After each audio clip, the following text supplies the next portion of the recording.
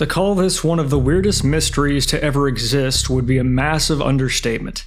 From going on vacation with his friends, to later getting into a bar fight over a disagreement, then leading to him seemingly running for his life out of an airport to never be seen again.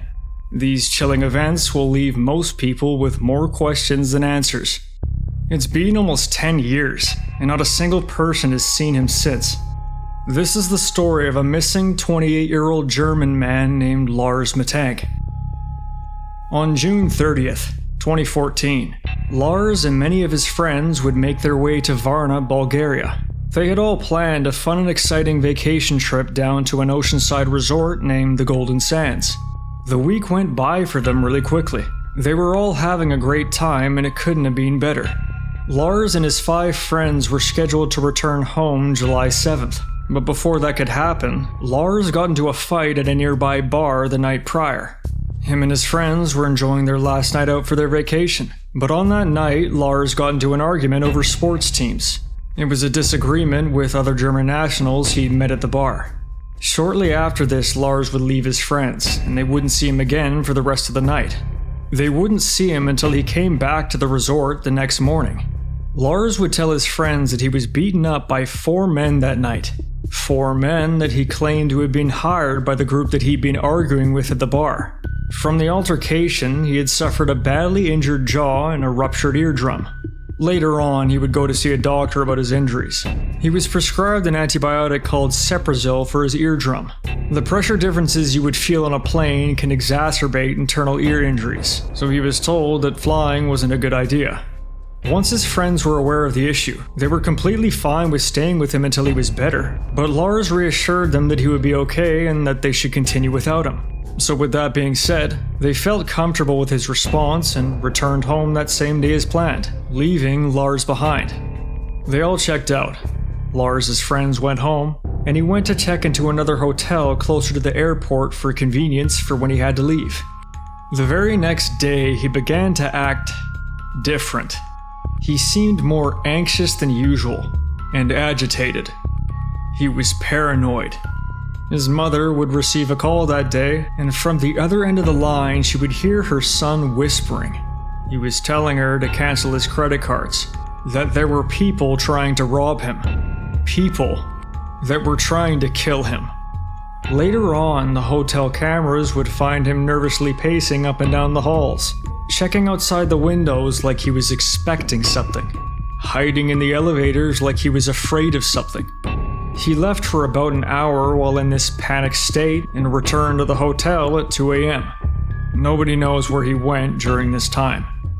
On July 8th, in the early hours of the morning, he called his mother again, telling her that the people that were trying to get to him were getting closer. That same day, he planned to fly back home to Germany. He texted his mother that he was at the airport and went to check in with the airport doctor to make sure his ear was fine and he'd be able to board safely.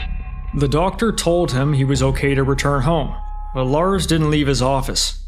He was having doubts about the medication he was taking.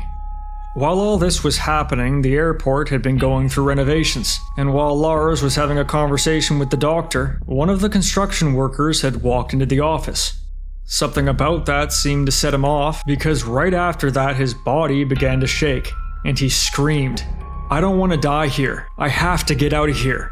Then he got up, ran out of the doctor's office as quickly as he could, ran all the way out of the airport, climbed a fence and ran even faster towards a forest until he was out of sight of the camera. He never took his luggage with him, which also contained his wallet, cell phone, and passport. This camera shot of him running towards the forest was the last time he was ever seen. It only gets more weird when you try to bring a plausible explanation to the events. He was acting pretty erratic, so maybe it was a mental health issue. But his mother said that he had no history of mental illness. Weird. Okay, so he had no history of mental illness.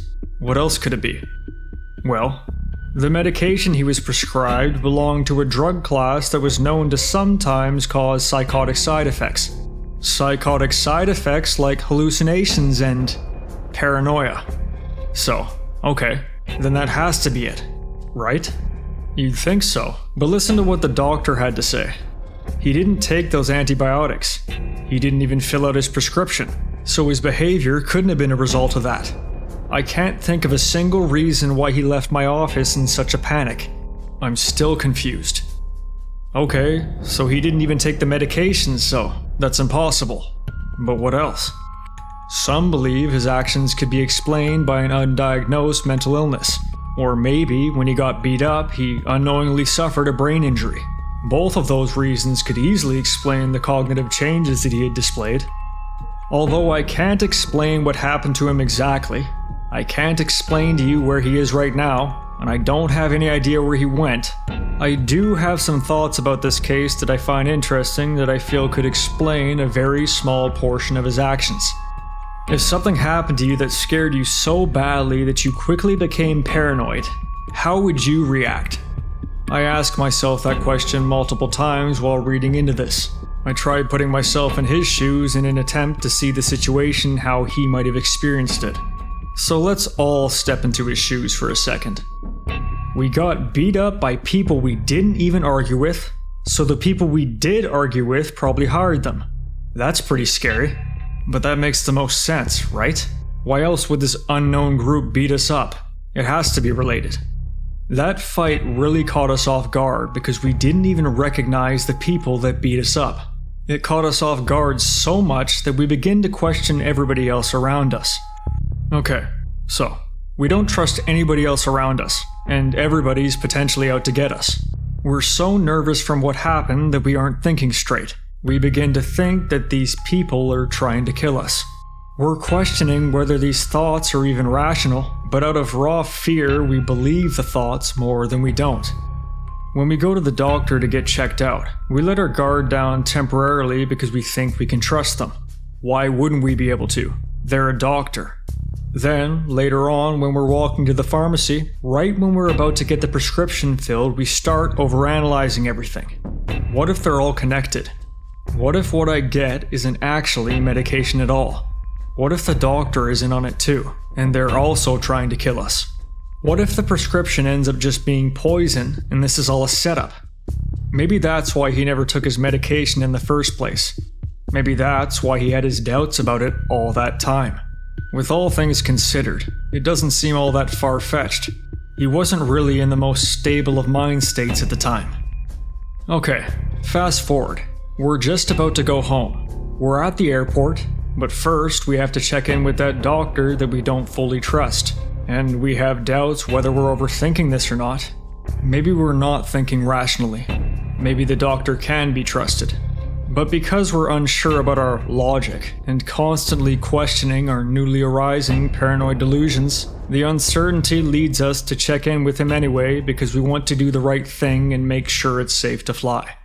Maybe we're just crazy and blowing this way out of proportion. Then a construction worker comes in while we're voicing our concerns about the medication. The idea of mistrust is already present and very clear in our minds, and the setting for this construction worker seems unusual and out of place. Red flags start to go off. Now, what if that construction worker just so happened to look exactly like one of the men that beat you up that night? Right as you're voicing your concerns about a medication to a doctor that you already don't fully trust. And this seemingly out-of-place construction worker enters at a key time where if you were that paranoid, you might make the connection that this worker is involved with the doctor. The doctor who is already involved with the people that were hired by the people at the bar.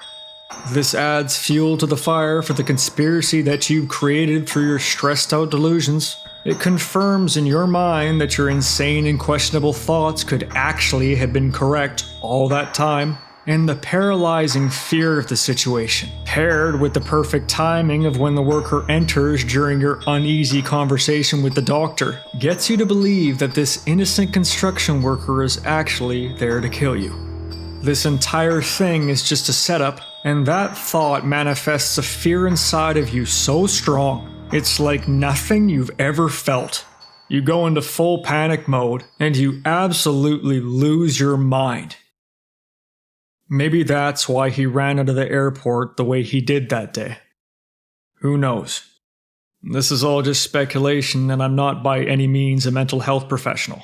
I just wanted to share my thoughts before finishing up. On the 8th of July, 2014, Lars was last seen at Varna Airport, Bulgaria. If you think you've seen Lars or have any information about his whereabouts, contact any one of the resources listed on screen.